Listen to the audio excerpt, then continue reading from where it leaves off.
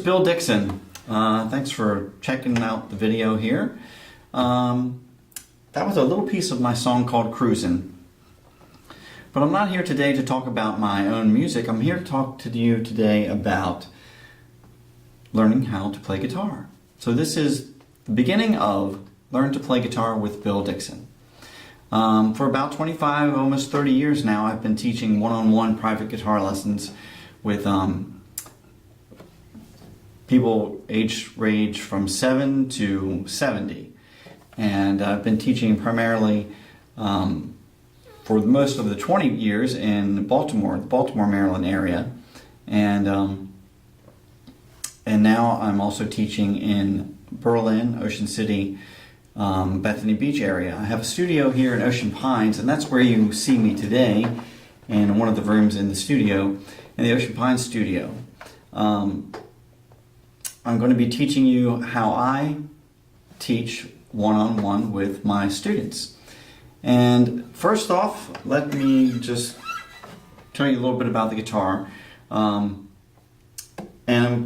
But before I do that I want to show you the book that we're going to use together. So you need to go to the link below on Amazon and get your copy of this book. Today, of course, you probably maybe don't have the book already, but when you get done this lesson, you can go get it. So this is the Contemporary Class Guitar Book 1, and this is for very beginner guitar students, and that's what this course is going to address.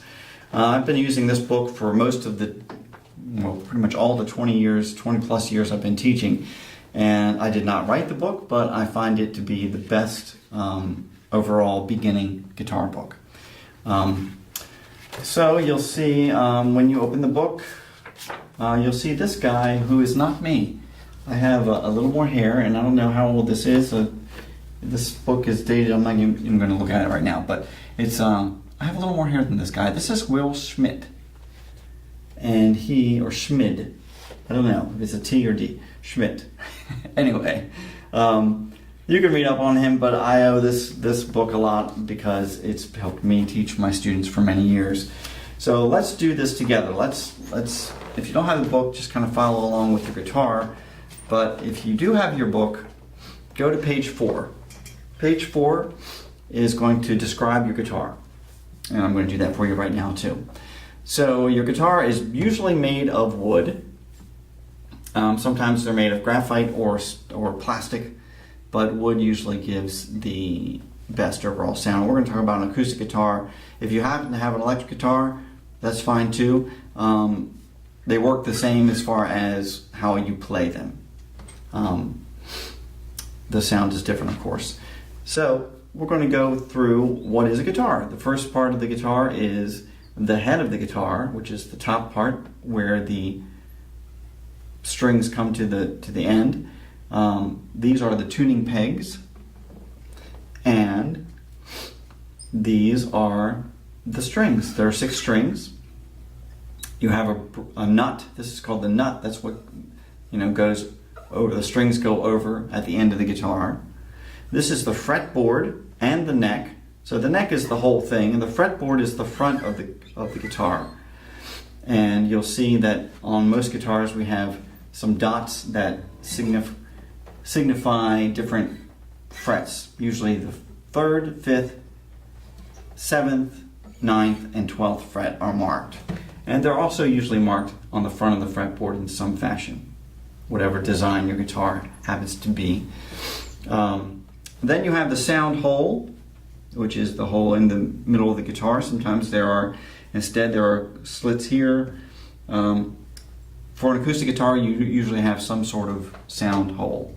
And that is where the sound comes out of the guitar after, when you're playing, it goes inside the guitar, reverberates around, and comes back out to produce the nice sound that you want. After that, you have the bridge of the guitar, and the bridge is where the strings go over for the end, and then you either have a through bridge or pegs to hold the strings down. So now let's go over what the strings are. The strings, so if you want to turn the page, you can turn the page. We'll go over the playing position first, though. This is going to be how you hold the guitar when you're sitting with the guitar. Okay? So you'll notice that mine is sort of at a right angle. It's pointing straight out that way, and pretty much straight up and down. I have my knee up to hold it pretty much solid with the middle of my body. And then your left arm, or right if you're left-handed, will be, pretty much at this way, where your elbow comes out and your fingers go along the fretboard. You don't want to have your elbow in so far, because that's going to take away from your strength when you're actually playing. So you want to have your elbow pretty much behind where your hand is, okay? And your thumb is very important when it comes to playing, because your thumb is like an anchor. Your thumb is like an anchor on the back of the guitar, and it tells your fingers where they are, pretty much. In guitar, on your left hand, your fingers are 1, 2, 3, 4, and that is, first finger is your pointer, second middle finger, third finger is your ring finger, and your pinky is 4. Your thumb is just your thumb. It doesn't have a number. On piano it does, but not on guitar. And then in your right hand, we're going to be playing initially with a pick. We'll also be doing some finger picking, but we're going to start off with a pick. You can use any type of pick that you like. I like this pink medium Dunlop pick. I've been using it for years. It's just right for me. My twin brother, I have a twin brother, he likes a thicker pick, but I like this one. So anyway, that's how it goes. So typically you're going to hold your pick. I'm going to show you how you're holding your pick. So since I have two cameras here, you're going to see in the smaller video where your pick, you kind of just place your thumb as a thumbprint on your pick, and you have it between the first and second finger, and then the rest of your hand curls around so that the pick is kind of like this, okay? And it's pointing to the guitar, and you have pretty much a right angle with your pick. Now I like to use this part of the pick. I like to use this part. So I have my pick pointing into my hand because I like the thicker edge of the pick. But when you start, let's start with using the front of the pick.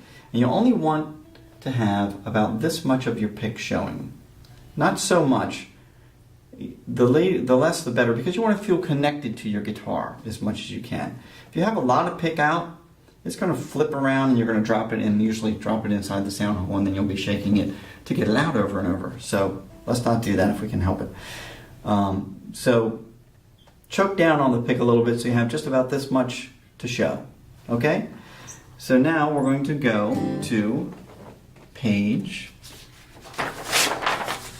6 in your book, and we're going to talk about the strings. We're going to talk about the names of the strings.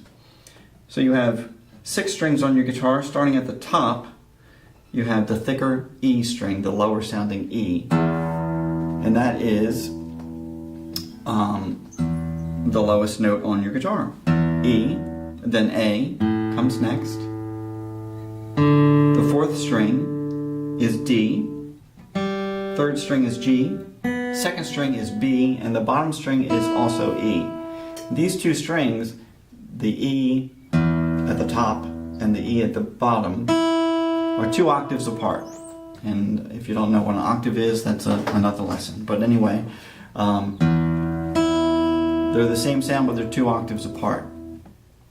Now, a good saying to remember what the name of the strings are that I've heard, was taught by my guitar teacher many, many years ago, and his name was Bob Purnell, by the way. Anyway, is every American dog growls before eating. So that's every American dog growls before eating. And that is a saying that I don't know if it's true or not, but it is a saying that will help you remember the names of your strings. Every American dog growls before eating. So what is the 3rd string? It's G for growls. Okay?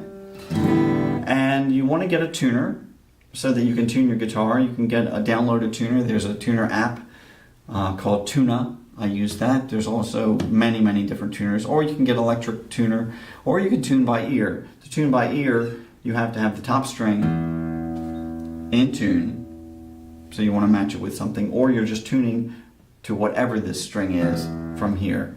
And you can see in the book how to do that. I'll just go over briefly that you would, if you push down on the 5th fret, which is 1, 2, 3, 4, 5 frets, you're going to push down on the top string, and this is A, and this is A. So they should sound the same. And you just turn the pegs until they are the same. See?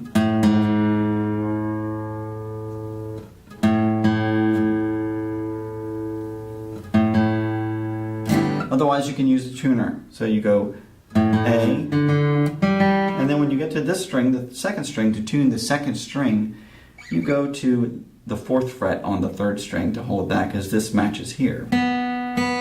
B and B. Okay? So now let's go. I already went over page 7, which is the numbers of your fingers and how to hold your pick. We're going to go to page 8. Page 8 in the book is going to start with playing chords. We're going to start with 2 chords. And the 2 chords that we're going to start with are C and G7. Now, typically at this point, I will tell people, if you don't know what a chord is, I don't know if you have any music theory, but I like to put a little bit of music theory into my lessons. So, a chord is made up of any 3 notes, and the C chord is made up, and it's made up of the 1st and the 3rd and the 5th note of a scale. So, if you have the C scale, you would go C, D, E, F, G. C, E, and G are the notes that make up a C chord. So we're going to play this very basic C chord, which has a G, and our first finger is going on the 1st fret on the 2nd string to make the sound of C, and then the bottom string is E. So we have C, E, and G. C, E, and G, like that. And that's the most basic C chord that you can play on the guitar. So you'll notice my thumb is right behind the fretboard, pretty much like a thumbprint on the back of the fretboard, right behind the 2nd fret. And then you're going to push down on the 2nd string on the 1st fret. And you can strum the bottom 3 strings. Doesn't really matter if you strum the whole guitar right now. If you want to strum the whole guitar, that's okay. Basically, you're trying to get the sound of the bottom 3 strings. So let's do 4 of those together. Now don't worry if you're getting a little buzzing sound like that. That just means you're not pushing hard enough. And after you push harder, you'll get this kind of little line dent in your finger after many times pushing hard. So beginning is a little painful, but no pain, no gain. That's what they say, right? Okay, so we're gonna play C chord 4 times. 1, 2, 3, 4. Now 1, 2, 3, 4. Great, just like that. Now we're gonna go to G7. So G7, why is it called G7 and not just G? Because, I'll tell you why. Because we're playing the note F. And in a G7 chord, you have a G, a B, because you have G, A, B, C, D, G, B, D. But a G7 chord also has this one, which is F. So G, A, B, C, D, E, F. That's what makes it a 7 chord. So in this chord, we're playing 4 notes. It has to be at least 3 to be a chord, but this chord is giving us 4. G, B, D, and F. Okay? So, but we're only pushing down 1 string, because G is here, B is here, our 2nd string, D is right here on the 4th string, and now our F is here. So we play the 4th string down like this. Now you have G7. So let's do 4 of those together. 1, 2, 3, 4. 1, 2, 3, 4. Good. So now we're going to do our first song. You'll notice on page 8 how they describe they show you a C chord, and then they show you 4 lines or several lines after that. 7 actually. The lines just mean to strum down. So every time you see a line in this book over a place on the the timeline on the frets, on the music, you're going to have a strum down. So we're going to play 8 C strums down, and then we're going to switch to G7 and play 8. First, let's just do the first line of the song Rock of My Soul, which is on page 9. This is an old gospel hymn song, and we're going to do the first line, which is on C. Ready? 1, 2, 3, 4. Now, rock of my soul in the bosom of Abraham. Good. Let's do it together. This time I'm just going to count it for you. 2, 3, 4, and 1, 2, 3, 4. 1, 2, 3, 4, and then stop. Okay, now we're going to go to G7. We're going to go down a string, first finger on the F note. Your thumb is still like a thumbprint behind the 2nd fret, and you have this space here so that you're not flat against the guitar like this. You have a little space right there, like a little C, figure. Now we're going to play G7. 2, 3, 4, and 1, 2, 3, 4. 1, 2, 3, 4. Very good. All right, we're going to do the whole song now. And notice that on the last line, we have to switch from G7 to C a little quicker. We only do 4 G7s, and then we do 3 strums of C, and then there's a rest at the end. So let's do this together. 1, 2, 3, 4. Rock of my soul in the bosom of Abraham. Rock of my soul in the bosom of Abraham. Switch back to C. Rock of my soul in the bosom of... Back to G7 now. 1, 2, 3. Back to C. 1, 2, 3. Very good. So that is going to be the end of our first lesson. This is just a little introduction to show you how I teach, to show you that it takes time, it takes a little patience, and it's not going to be perfect when you first start, but it gets to be a lot of fun. And I hope you come back next time, and we'll do the next song, which is pretty much the same strumming, but it's a different song. So, and then we'll get into some note reading and other things. If you'd like to have some more information about what I do, and if you're in locally and you want to do a one-on-one lesson, or you'd like to join one of our classes, you can reach me at the website below, dratproductions.com, and you can just go to the guitar lesson or the music lesson link on that page, and you'll see all kinds of information about what we do here at Drat Productions. Drat is Dickson Recording and Talent, and my name is Bill Dickson. Thanks for joining me. See you next time.